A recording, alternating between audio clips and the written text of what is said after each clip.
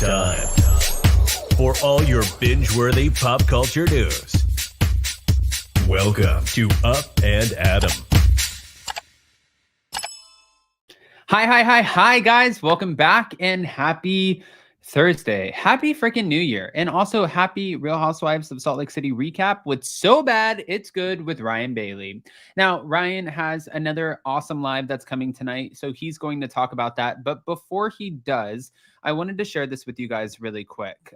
Bright Cellars, they gave us a link and it's in the description where you can take $50 off of your first 6 bottles. And I thought the cool thing about this was you literally get to go take a quiz, view your matches, and then enjoy the wine. Like they said, literally it's pretty black and white at this point. But Jason and I took a quiz. We had some delicious wine that we normally probably wouldn't have tried. And I'm not going to lie, I don't want to sound like an alcoholic. I think the bottles lasted like 2 days. So with that, guys, we also enjoyed them with some friends.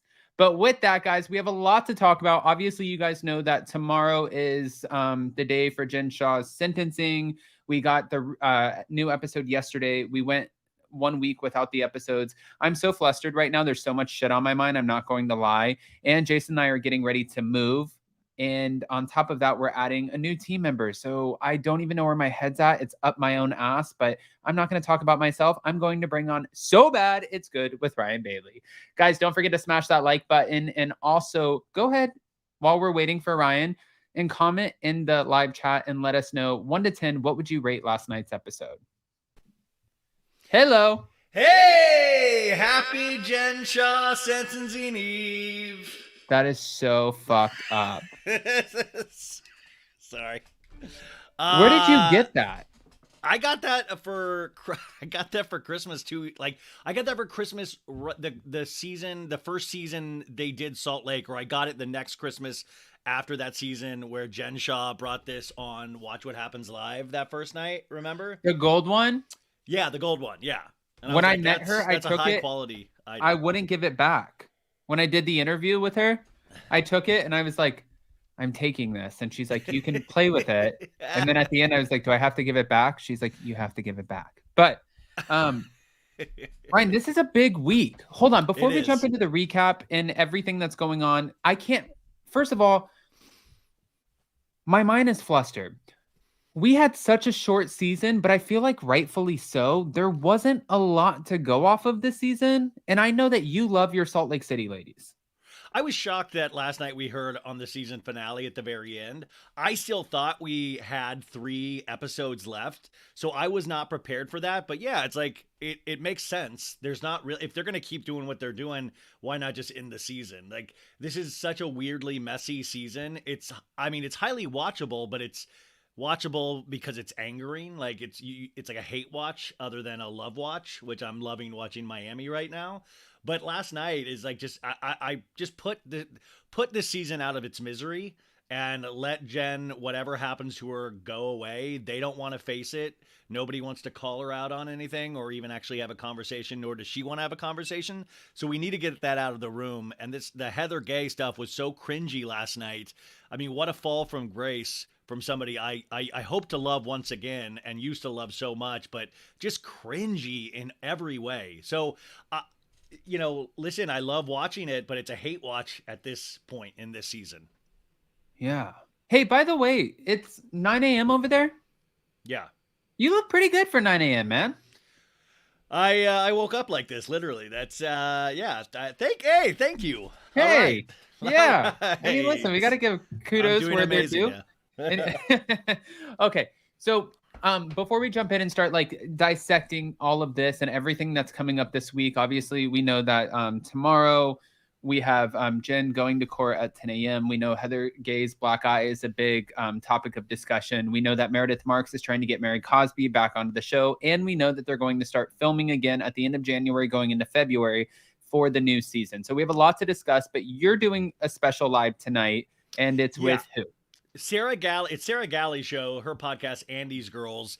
And but Emily D. Baker is going to be joining us, who I think is one of the people you want to talk to if not the person you want to talk to about like on the Jen Shah sentencing eve, so we can kind of even question about the stuff that just came out yesterday in regards to the TRO and the lady had filed a restraining order against Jen in 2019. Like that just came into play about the unsealing of the record. So I'm really excited to talk to her. We have some fun surprises, but you can get tickets at moment.co/Andy's Girls. And it's going to be 5 p.m. Pacific Standard Time, 8 p.m. Eastern Standard Time. And I think it's just going to be a lot of fun. I'm going to do some wacky stuff like I usually do. And hopefully some of you guys can be there. It's a good way to start the year. It's a new beginnings party, as Larsa says. A new beginnings party. All right. Well, we have to start off. Obviously, we know that in this episode, and by the way, guys, we'll be watching with Ryan, Emily, and Sarah Galley tonight. But I just want to get into this because Heather Gay's black eye is like the biggest mystery, right? I mean, for anyone who's wondering, it's the biggest mystery. And I know that Heather Gay watched my Instagram story last night when I reposted this. And I'm sorry, Heather. I'm sorry. I really like you on the show. I just want everyone to know, I know production from Salt Lake City. I know Housewives from Salt Lake City. And I know that Heather did not get punched in the face. But that makes it even more stupid. Then like you're just hijacking a storyline. That's infuriating because if you did get punched in the face, it's almost a reason to then not like to actually be as goofy as you're being on TV right now. But the fact that you're withholding it, you're already in your third season commandeering storylines and trying to steer it. Like, is Heather Gay a producer on the show? And why has not production said this is not cool? Like you have to say this. This is a reality show. You can't do these mysteries, and at least we think production would be on the audience's side. But they're treating the audience, which is a very sophisticated audience at this point, like idiots. Like they're treating us like idiots, or they're making Heather look like the biggest idiot ever because this doesn't do good for Heather Gay's reputation. Like this is infuriating to watch her just go like, snitches get stitches. You want me to bring up the black eye? That'll shut him up. Like how bad is that? That's infuriating. Whatever Jen Shah has on Heather Gay needs to come out because I do not understand for the life of me how she treats Whitney one way and how she treats Jen Shah like the queen. Can I say really quick? This is you at 9 a.m. over in Los Angeles. You're like, stop with this narrative. You are done. You're over it. And by the way, you're like Lenny Hochstein's girlfriend licking her lips, right? Katharina Mazeppa? Yes, Katharina Mazeppa. If you call me Katharina Mazeppa again, you're going to be like Heather Gay after San Diego. No, I'm just kidding. Well, according to you, that's done by Heather. By the way, that's the most likely scenario is Heather was like wasted and just fell into the corner of a bed for, like I don't doubt that it was something stupid. My whole problem with it is that like, just say it. Why do you think that's going to make for good TV? It's making for horrible TV. You doing what you're doing. Do you know, I had my, Jason and I had a really good friend who was living with us in Florida when we first moved back to Florida. And when we went out one night. And when we did, I ended up coming home early with my brother and Jason stayed out with her. When they came back, they were out drinking and they were at this like tiki bar. And she came back and she met like this guy in our building because we lived in this like condo, whatever. And when she did, she was sitting outside and she was talking with him. They're sitting by the pool and she hit his pen. And then she was drinking. And then she ended up coming inside. And when she got right before our elevator, there was a table that was right in front, like right before our elevator. And she fell and she hit her face on the table. And I was so afraid thinking that Jason and I were going to get in trouble because we had this like drunk friend inside of our building where you have an HOA and stuff. Not if she was okay, if we were going to get kicked out of the apartment. Yeah. Oh yeah, that too. No. It was, we own the place. I was just afraid like it's an HOA, you get in trouble for shit. And I was worried about her safety too, but I was asleep. I didn't know about this until the next morning and she told me the story.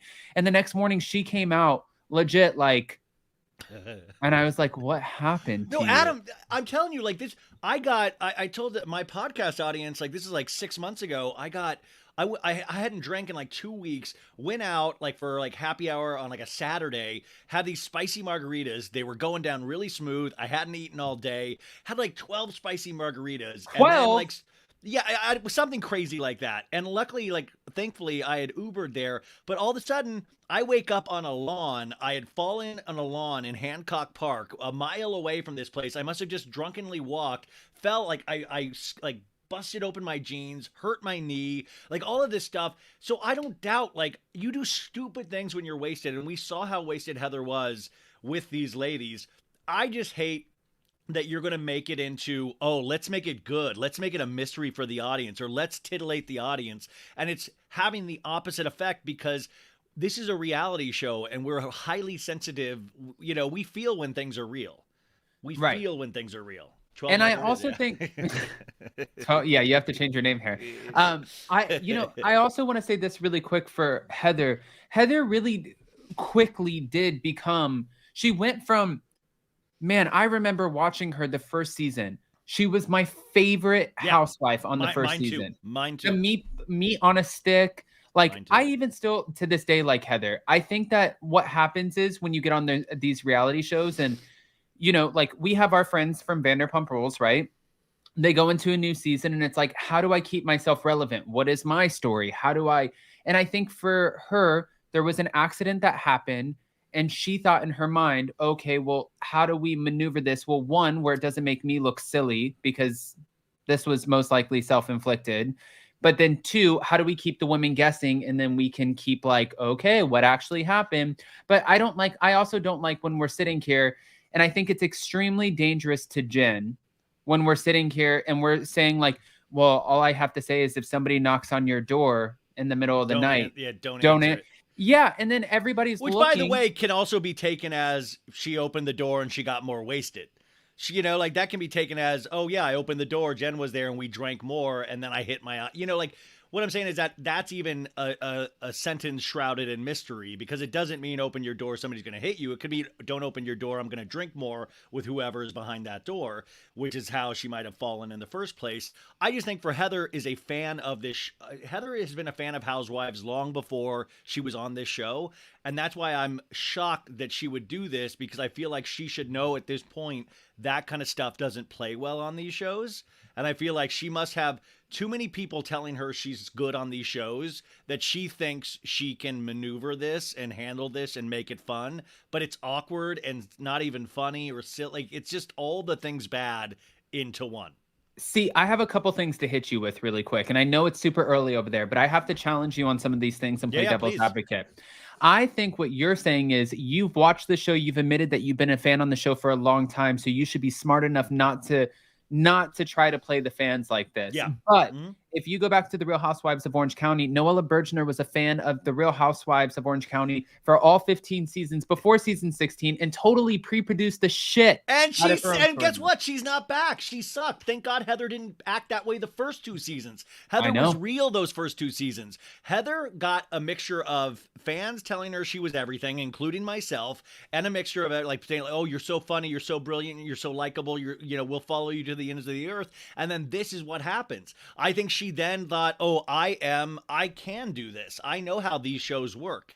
When you start thinking you know how these shows work, you're thinking of the show as gameplay, like Survivor, rather than anything else. And I think that just goes to show, like, it's like Housewives on steroids. Like Noella was just such a great example of that, of like somebody that had, the crying by the river, iconic moment, but an iconic bad moment, like an iconic horrible moment. And she's not back because I think the producers want these shows to still be grounded in some kind of reality. And this isn't a story you're reading. This is a story you're seeing. We're not seeing any of this. Once again, we're being told or not told, even in this case, what happened. Like Lisa Hochstein in Miami at least tells us that she went to the Formula One thing and this girl was licking her lips in front of Lenny. We actually got iPhone video of that last week, but at least she's telling us. Heather's not even telling us. And she knows. By the way, did you meet her at BravoCon or no? Noella? No, Lisa. No, I didn't. No, I wish. Oh. Okay, so my next question for you is playing. I just want to try to A listen. stack of batch. I'm trying to give Heather some sort of grace here. I want to figure this out and go Let's give her based off. space. Let's give her grace. All the buzzwords. The Let's give Housewives. her all the grace. Okay, my question is for you. If say you were a mother and say that this was self-inflicted and you accidentally up and you party, but now it's on reality TV and you have custody of your kids and all of this, and you don't want this to get out to your family or your ex or whatever, and it looks like you're partying hard, you have business partners, all of this stuff. And mind you, you're the one who's signing a reality TV contract, so this is kind of your own problem, but you had a moment of just shit, I fucked up. Would you do your best would you just be quiet and be like, guys, I don't remember. I don't know what happened. I'm sorry. I blacked out, and leave it at that? Or would you try to get the attention off of yourself and allude to something else and be like, well, maybe somebody hit me. Maybe they didn't. I don't know. I understand what you're saying, but I think when you actually already have Jen Shah going through what she's going through, even she's proclaiming her innocence at this point in the season, she's still going through this.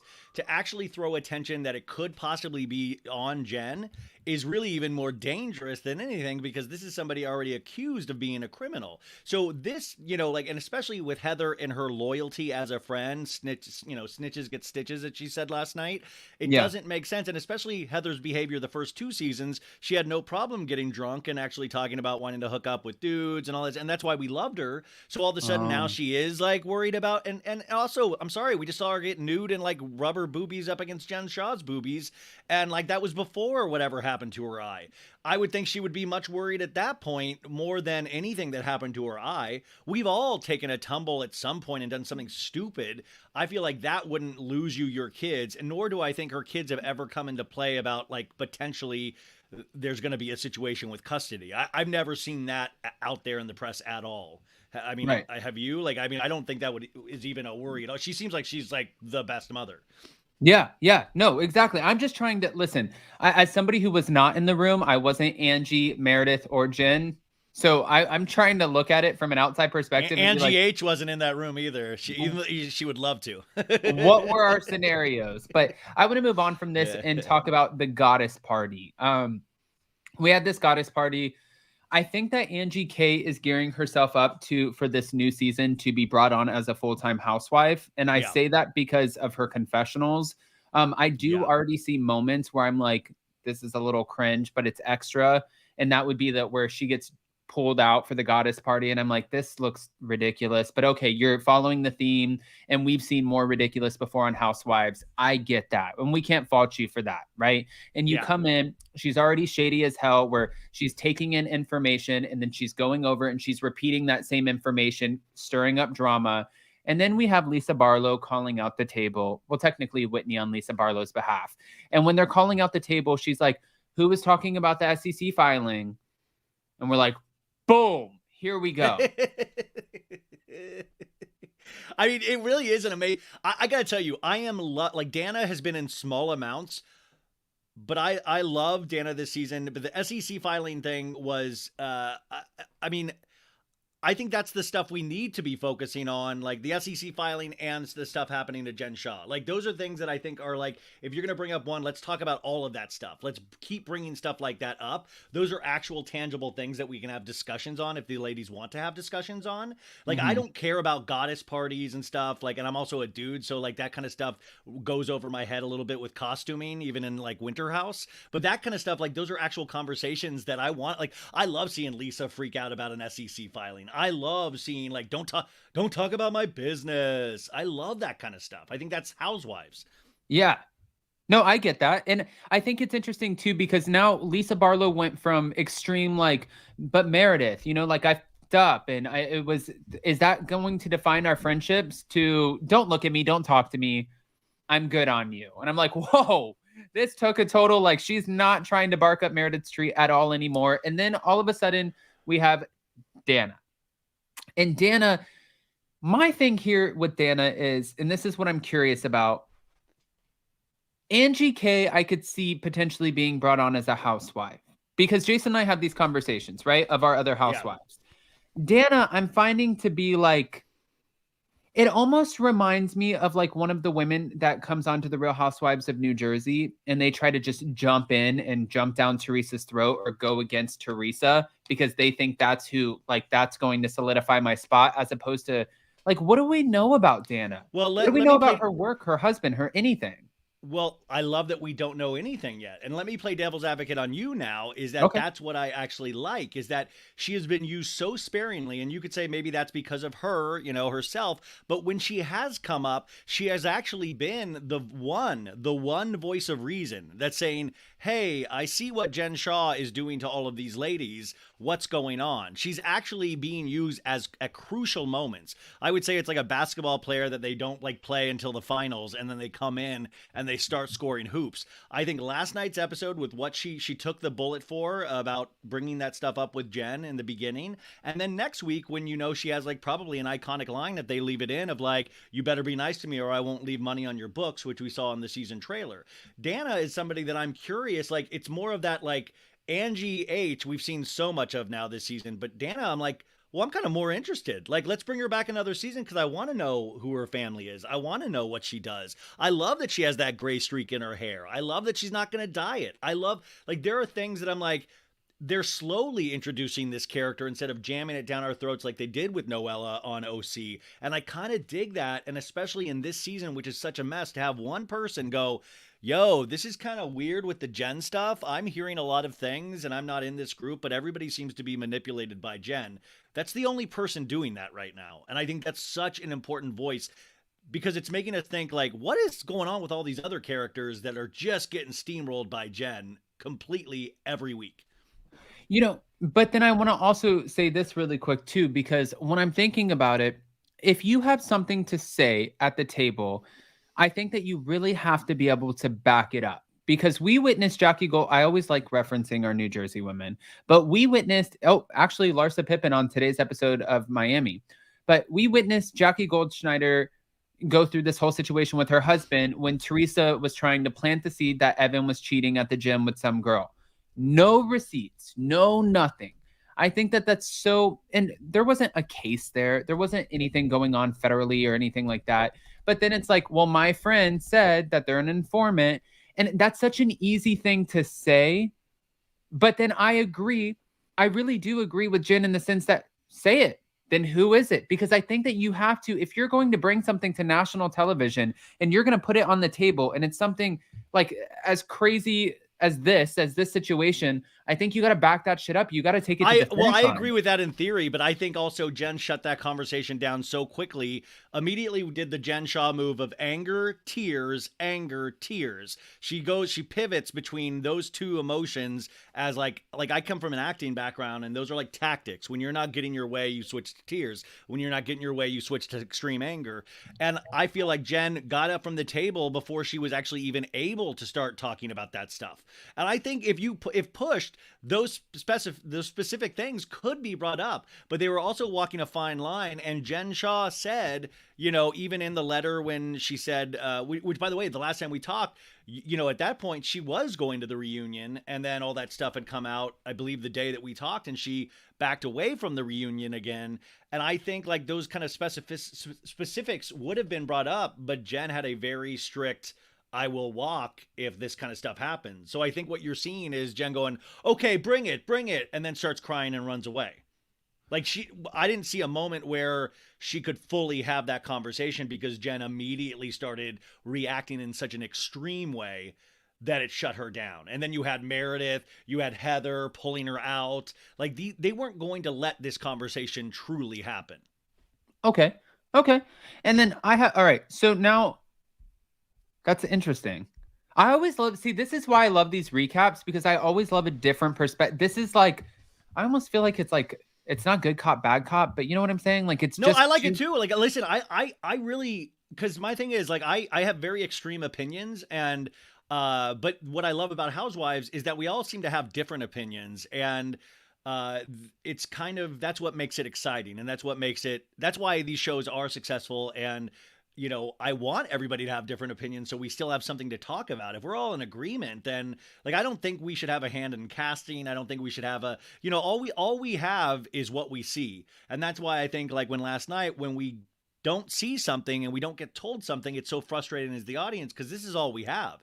This is all we have to go on. All this stuff, outside of that is periphery stuff that we don't know about. That's why it's shocking when you read the Jen Shaw court papers and you're like, oh my God, there's a whole thing here. And this show did not cover any of it. Like, Yeah. that's why it's shocking, because there is this whole story and you're like, man, by what we see on here, it's a completely different story. Okay. Now let's go over really quick and I'm just bouncing around. Meredith Marks threw this party for a charity that was for mental health and addiction based off of her nephew, right? Yeah. At this charity, of course, we know, and I like how there's like the little bit of shade towards Lisa Barlow, like she's not going to miss a photo op. I like the housewives of it all, but I also love the cause. I like that we brought in designers. I like all of the shtick. But I thought it was so funny because Meredith is standing there and we have Angie K and Dana walk up to Meredith. And she's sitting there. And of course, shady editing, they do the counter. I'm not mad. 1. I'm not mad. 2. I'm not mad. 3. And I'm like, Jesus, what the hell is going on here? But I thought it was funny because she legit had no problem looking at them in the face and calling them out on, I just talked to you about something that's public. It's already public. I'm not talking shit. It's already out there. It's out there for anybody to talk about. And I brought on the trip. So that's nice. And I looked and I was like, oh shit. She's right, guys. Like, this was public. And she did bring your ass on the trip. When Angie Harrington asked her how that felt, because she got left out. Angie H was hiding in the bushes outside. She wanted to be there so badly. Angie H was like in La Jolla, like, Angie H was like, just call me. I'm down the street. Please let me come to your goddess party, please. She's like, it's so crazy. I'm actually in town. I had this thing. They're like, what thing? She's like, I know, right? But if you guys need me, I'm here. What? I did like that she called it out right away, though, because Meredith, I've been out a couple times. Jason and I have been out a couple times with Meredith. We saw Meredith in I saw her that last night of BravoCon. We were up there hanging out with her. It was wild. It was Vicky, her, and Caroline Stanberry's husband. All it feels like such a blur. Yeah, that's probably a good thing. No, listen, I think, this season has been rough on Meredith too, because, it's one of those things, and we have those in our personal lives too, is that she was that monologue that Lisa gave last season was just annihilation, and their friendship, I truly don't believe will ever recover from that. What I hope for next season, just for Meredith's sake, is she can let go in some kind of fashion, because if not, she's going to run the risk of being this one-note character all of a sudden, even on top of these amazing things like where you're dealing with mental health and this, back and forth, but trying to prove that Lisa Barlow is wrong and Lisa Barlow is the evil one really got stale really quickly, because we all realize that Lisa Barlow said is insanely awful. It's also insanely awful because there was this weird shred of truth in it, and that's why it hurts so much, I think. But she's got to let it go, because she's a very strong character, but right now she's so laser focused on Barlow that it's not allowing those other colors to come in. And I find that really unfortunate, because there's another one that I was really pro for the first 2 seasons. And I was kind of like, this season, I just she got trapped in that. It's like, girl, we all realize that was a horrible thing to have your friends say about you. I think nobody questions that. We all see that. You're, try to move on at this point, because we all see that was awful. Yeah. That's interesting.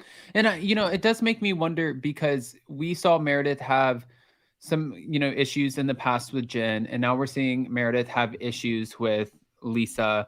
Lisa at this point is like, I've tried, and Meredith's like, well, I'm not backing down. Neither one of them are backing down, but I'm wondering, it does make me wonder if we're going into a new season, if they'll be able to at least be like, this is surface. Like, you want to go skiing, we'll go skiing. You want to have drinks, you want to have some laughs, we'll have laughs, but I'm never getting deep with you again. Like, if we're going to get back to that place, or if it's just going to be like, bitch, don't look at me. Well, we can't have the bitch don't look at me. That's going to make for really awful TV. So they've got to get to a place where they can be in a hot tub together. They've just got to get there. It's like whatever it takes. But also, I think like Meredith, it kind of that, I think, it leaves us to kind of start Well, I could see like the Meredith thing. It eats at her because I think these are like things that Meredith fears, is what she said. Like, does everybody feel this way about me and my family? I think those are the kind of things that eat at Meredith. And the thing is, I don't know. I just hope she can put it behind her in some sense, because if not, like, I think Lisa Barlow has just. I turned a corner on Lisa Barlow this season, even throughout that monologue. I didn't like her those first two seasons, and now I'm kind of like, I'm digging her more and more each week, because here's somebody that's actually standing up for themselves. She did something awful. She's saying it's awful, and she's like, but what? I mean, like, we got to move on at a certain point. And Lisa Barlow is a true housewife in that I don't understand her behavior sometimes, and there's a level of kookiness with her that is so classic Housewives that you have to appreciate. And Meredith used to have that for me too, and I hope she can get back to that. I like the entire cast, but I feel like there's a double standard here, because it's like you called. I don't know if I'm on board with that necessarily. I don't know if Meredith feels like there's an element of truth to anything that she said, or if it's just like, you called my family garbage whores. You said that. I totally, from a personal thing, is that's your family. But right. At the same time, I think there is that element of, if you pay attention to Housewives, like Twitter, Reddit, any of that stuff, those are things that do get brought up about, like, that was the joke of like the family that poses, is that then you even see all of their videos together posing. Those things actually are like lightly true. It doesn't mean it's a bad thing, but that's what she's talking about. And you could tell, like, Lisa, that came from a place of jealousy in a sense. These were all things that are bad on Lisa's part. But the thing is, it really truly got to Meredith. I don't think only just because of the family. I think because she got embarrassed in public. And like, I think there is that thing that eats at you of like, well, shit, is this really how it is? And she is coming off that first season where we did admit that like her and her husband were struggling. Like, she did admit, like, that was an admitted thing. So her effing half of New York, that was like a whole like part of it that first season, and with Jen Shaw too, if you remember. Right. Hold on. I wanna go Hi, again. Krista. Bring this up really quick. TT Doll, Adam, can I ask a technical question? What kind of streaming program do you use? Just StreamYard. Thank you, TT Doll. And then Krista Marie. Hi, Krista. Just because, go have a nice lunch or something on me, Adam and Jason. Favorite. Thank you. Hi, Ryan. I like how everyone spells your name Ryan now at this point. I know. I love it. I love it. I want to say really quick, though, the only thing that I feel like is a double standard and a little bit of hypocrisy here. And again, I like our housewives. I like Meredith. I like everybody who's on the cast. I'm like, okay, and I don't have a dog to fight, or a dog in this fight. I really it's not that deep, but I'm thinking about it and I'm like, Lisa Barlow, you're like, why are you guys asking about my business? Why are you guys asking about my husband and what job he has? Why are you guys? And I'm like, you kind of just got caught in the last season on a hot mic rant. People, you opened that door. When you started talking about someone else's who was supposed to be your best friend, your sister, you kind of opened the door for people to start going in on your shit, but also you're signing a reality TV contract where that's exactly what's going to happen. Well, listen, I mean, reality TV contracts are out the window. I mean, like, these are a bunch of ladies not telling us anything about their lives. Like, that's where we're at this season of the show. And that's why they do need to end it. We don't know about Heather's black eye. We don't know about Jen Shaw's anything about her case. I mean, once again, we've come out a third season where we are ending this once again without, it makes the Beverly Hills ladies look like they are master investigators in terms of the Erica situation. Like, we actually got some questioning with Erica Jane. We've gotten zero. Like, this is like Dana Banana last night was one of the first times we've brought this up. And now it's been for 2 seasons. Like, Jen Shaw, I always thought it was stupid that she came on the show last season, because like, why do this if you have this court case pending? And she ended up looking great. She looked great last season. She came off like just really likable and all of this stuff. And then the third season, I thought the same thing. She came on again, and once again, she's been like, oh, she's going through so much. She's going through so much. And all the ladies kowtowing to her, when it's like, dude, these victims have gone through so much too. And we're not having any kind of real conversations about any of this. Lisa Barlow's business, Meredith's business, or relationships, besides Seth. Like, everybody is hiding something. Even Whitney's trying to reveal something, but we didn't even really get into that, more than kind of like something happened. She was abused when she was a child. So I feel like we have a lot of non-specifics in these seasons, and we need to start digging in at some point. Right. Okay. And then as we started to wrap up the episode 2, we had bad weather come back together. And when they did, this just looks so uncomfortable. They started talking about their friendship, what went wrong, what didn't go wrong, and then what actually happened with her eye. And she's like, "Listen, we're on a friendship break. I didn't know that we were on a friendship break. And when you're on a friendship break, you don't get to know because I don't necessarily trust you." Do you think Are those the rules of the friendship? Is that the constitution of friendship breaks? Heather didn't put her ass on a friendship break? Whitney put her ass on a friendship No, break. but So, no, but wait. She explained that very well last night. I think she said, "Hey, until I'm like dealing with this stuff that you're actually actively not really helping me with, I do need to like for my own protection." She came yeah. out with a very intense thing about being abused when she was younger, and Heather starts manhandling her every episode, moving her around like she's a Lego figure. Like that's ridiculous. And like it is weird when you see the difference how Heather treats Jen Shaw between Heather treats family, Whitney, who is like bad weather. Heather thinks she's better than Whitney, and you see it in every scene. She talks down to Whitney. She's able to do all the things that she wants to treat Jen like. She's able to do that to Whitney because she believes Whitney is lesser than her. And she can't do it to Jen because Jen is more powerful than Heather in Heather's perception. And you see it in every scene. And this is Heather. I mean, this is Whitney standing up for herself. We don't like it though sometimes because she has this little light voice and it's sometimes hard to hear. Like those things like actually count against Whitney, unfortunately. And a lot of people still don't like Whitney, which when I read, but I'm like, I feel what she's saying 100%. I think their family and the fact that like, man, it is sad that Heather can't tell her what's happening, but will rush and tell Jen or protect Jen or anything. When Whitney went through something tragic or is like discovering something tragic, that's when you need your friends and family the most, I would imagine.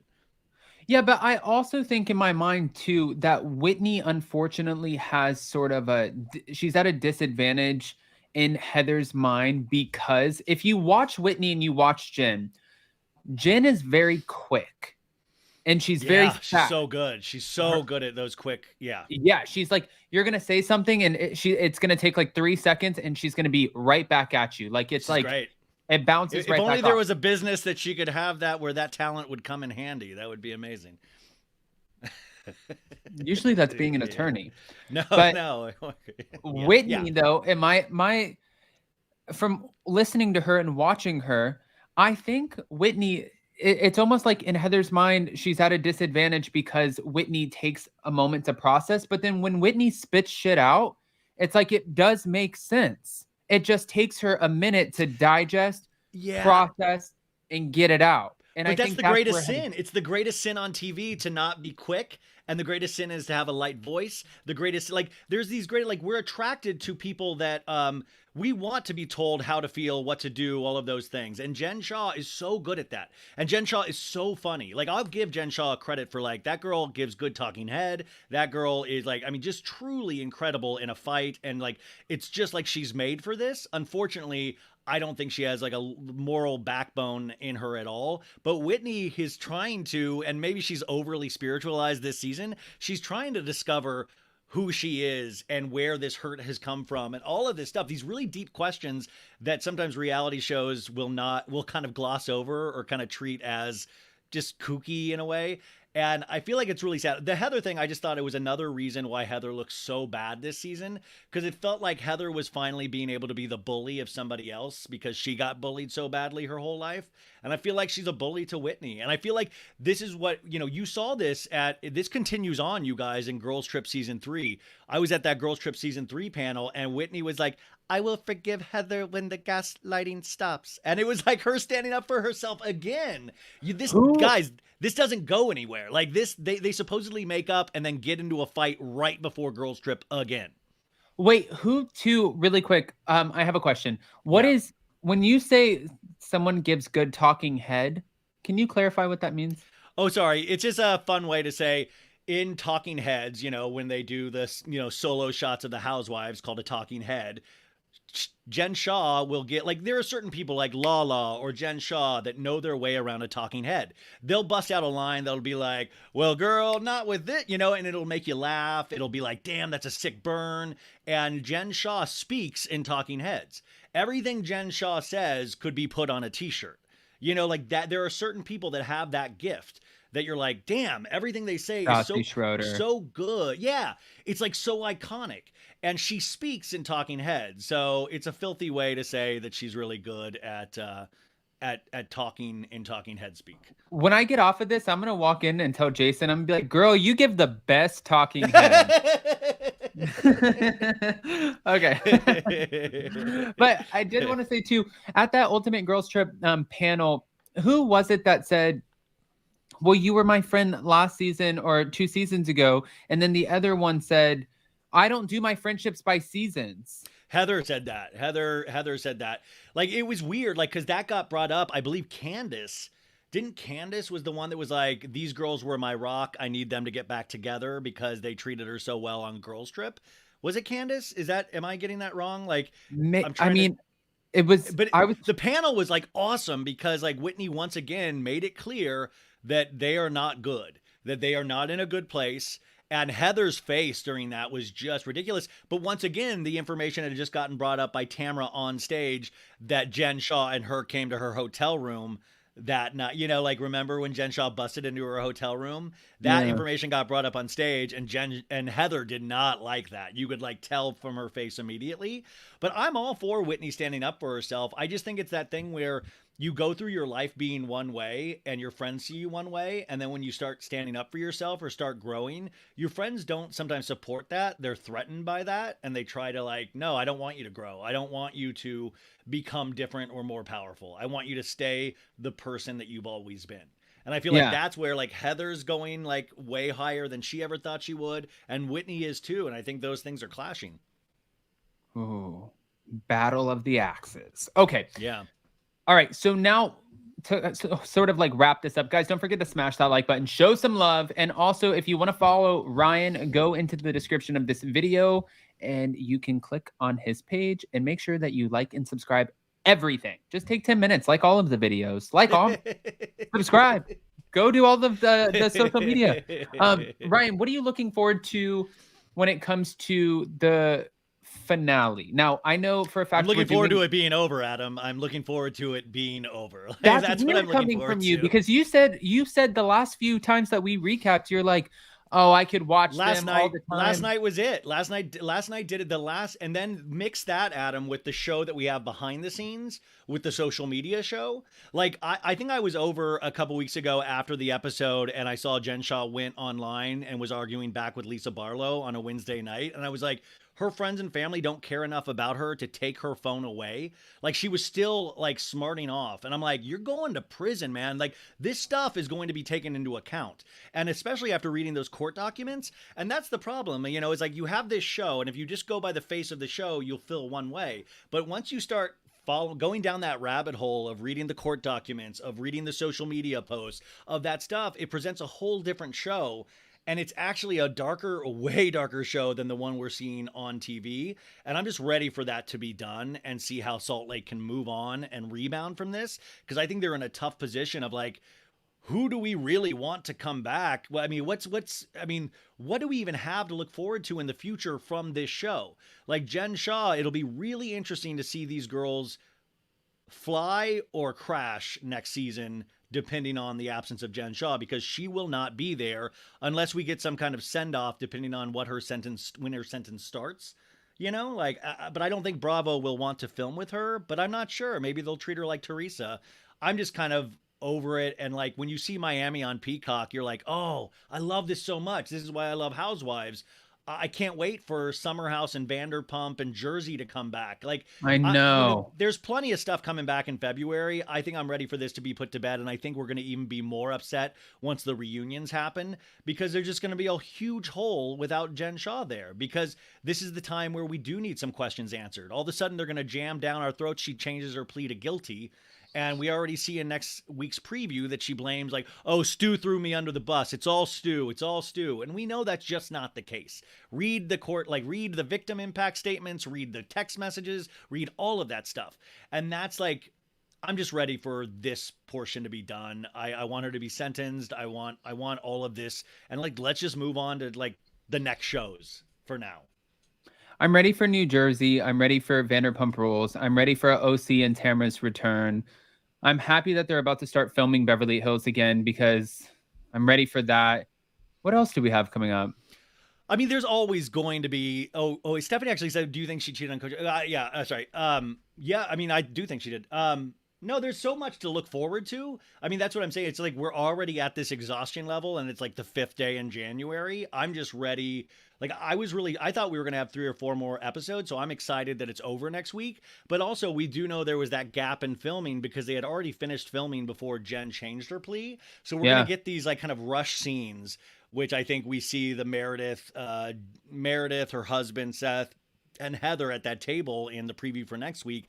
Those were all filmed after they wrapped the season. That was after my interview. Yeah, so it's going to be really frustrating, I think, for the audience next week, unless production really pulls a rabbit out of a hat, because it's going to feel, I imagine, very rushed. And there's going to be so many unanswered questions. And then the reunion is going to happen, and we're going to be left with those unanswered questions. Tomorrow is going to be the real show because Jen will be able to make statements. Jen will be able to talk. And it will be really interesting to see which Jen we get tomorrow and what happens from that. And I wonder who she's going to talk to. We'll also find out immediately if the cameras are there. Like, will they be filming? They can't film inside the courthouse, but they might be outside. Like, we'll find that out at 7 a.m., tomorrow. I wonder if she'll do the one-on-one with Andy or what's going to happen. We'll find out. Do you know about that? But by the way, I mean, hats off to you. You've done like 2 sit-downs with her. You're one of the only people that have gotten like one of the most controversial figures in Housewives history. And that is that's insanely huge. That's huge. 1 sit-down. What 2 sit-downs? I thought you had 2. I thought you had the first one, like, wasn't that like 2 years ago or?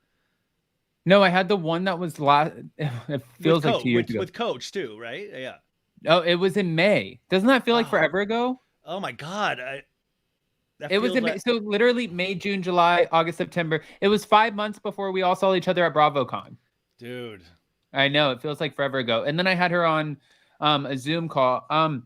Listen, I'm always willing to listen and talk to anybody and try to figure out what's going on. So I am curious. I don't know what's going to happen, but I am curious, and we will have to wait and see. But with that, Ryan, you have a big day ahead of you, Ryan Bailey. And I know that it's still super early over there. So is there anything that you feel like we missed? No, I mean, like, listen, unless anybody has questions, I got like a couple more minutes. But other than that, just go check out the podcast. We had a great week. We did a recap of entertainment stories of 2022 with Lex Nico, which was a blast. I think it's such a fun conversation summing up where we are in entertainment this season. And next week, we'll do a wrap up of all reality show moments with comments by Bravo and comments by celebs. And I know we're in 2023 already, but it's fun to look back even at this point since we're still early into the year. But just try out the YouTube. Videos keep getting posted regularly, and they're long form a lot of the time. So just have them on in the background. But as always, I love coming on here. I'll never say no to you because you have such an amazing, amazing audience, and it's just fun to talk to you. It's fun to get up early. This is I should try to do this more. Hey, we'll keep you around. We'll keep you around. TT Doll, thank you so much. Ryan, I appreciate the hell out of you guys. Again, make sure that you go check out Ryan anywhere on social media or even on his YouTube channel. Let's get that growing above and beyond. You can go make sure you subscribe to everything. Seriously, guys, and it's all free. So go subscribe, hit the like button when you watch a video. The like button, it's a free thing. It helps the algorithm, and it just gets you more. It makes Ryan want to create more content for you guys. Makes any content creator want to make more content when they see that, it's appreciated. And then on top of that, Andy's Girls is going to be doing a live tonight at 5 p.m. PST, right? Yeah, PST, 8 p.m. EST. You can get your tickets at moment.co/Andy's Girls. And we have Emily D. Baker, which will be awesome to hear what she says. Are you going to be covering this tomorrow, Adam? I mean, I imagine you are, right? Are you going to be? up early covering all of this? What is your schedule for this tomorrow? I'm going to see what happens, and then of course I'll be talking about it. In the meantime, I don't know what's going to listen. For me personally, I never know what is going to come up or what future opportunities. This is why you're a good newsman, because you keep it middle of the road, and like that's why you're really good at what you do. And I'll pop off like Lala, and you really keep it so classy, and I really admire that. I wish I could have a little bit more of you in me. Hey, I didn't mean. what? Hey, sorry. Hey, sorry. I'm officially a married man. You can't say that shit to me. But you give some good floating head. So, right. Yes, I probably will be doing a video after I figure out everything that's going on tomorrow.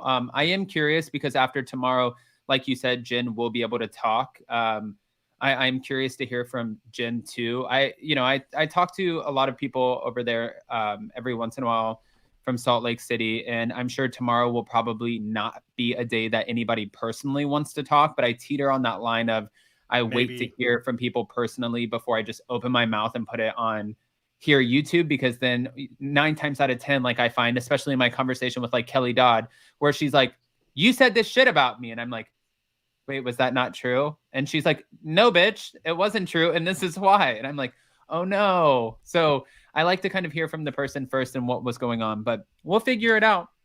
Yeah. Well, this has been enlightening as always. And thank you guys in the comments. You guys are awesome. They're so funny. I was like reading these. I was catching up reading them right now, and they're hysterical. Oh my God. They don't stop. They don't stop, but that's the best. And guys, thank you all for being in the live chat. Thank you for our super chats, super stickers. Again, make sure that you go check out Bright Cellars, and you can go in and use the link that's in the description of this video to take 50% off of your first 6 bottles. Go check them out. Let me know what bottles you get. And then if you do, and you get your package, send me a photo and then I'll repost it. And Ryan, thank you so much. Okay. Bye, guys. Bye. All right, guys, that was another awesome recap of the Real Housewives of Salt Lake City. I saw where some of you guys were asking me, will we be covering the Real Housewives of Miami? Yes, absolutely. Tomorrow, Jason and I will be covering it at 12 p.m. Eastern, which is 9 a.m. Pacific. We will be posting community polls. We'll be mentioning it all. Krista Marie, Ryan, I thought you were getting soft at me when you were asking if you should interview Jax. Please, Ryan, don't do that to me. Stay cool. Krista, I love you. And Krista, I'm gonna write you back on Instagram when I get off of here. Add a members only live on Monday. Yes, we are doing our members only Let's Whine About It this upcoming Monday. I'll post it this weekend and post it in the community poll. I think I have heartburn. Maybe I should go get some Thai food. I don't know. I love you guys. Happy New Year, and we'll see you so very soon. And Jason gives great floating head, apparently.